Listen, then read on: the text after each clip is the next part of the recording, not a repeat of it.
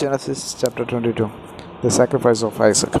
After these things, God tested Abraham and said to him, Abraham, and he said, Here I am. He said, Take your son, your only son Isaac, whom you love, and go to the land of Moriah, and offer him there as a burnt offering on one of the mountains of which I shall tell you.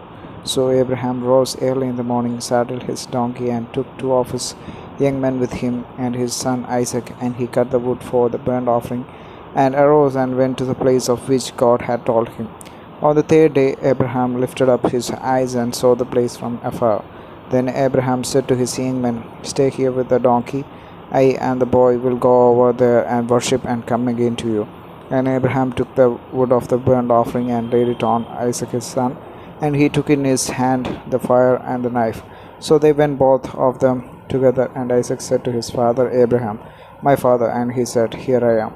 My son, he said, Behold the fire and the wood, but where is the lamb for a burnt offering? Abraham said, God will provide for himself the lamb for a burnt offering, my son. So they went both of them together. When they came to the place of which God had told them, Abraham built the altar there and laid the wood in order, and bound Isaac his son and laid him on the altar on top of the wood. Then Abraham reached out his hand and took the knife to slaughter his son. But the angel of the Lord called to him from heaven and said, Abraham, Abraham. And he said, Here I am. He said, Do not lay your hand on the boy or do anything to him, for now I know that you fear God, seeing you have not withheld your son, your only son, from me. And Abraham lifted up his eyes and looked, and behold, behind him was a ram caught in a thicket by his thorns. And Abraham went and took the ram and offered it up as a burnt offering instead of his son.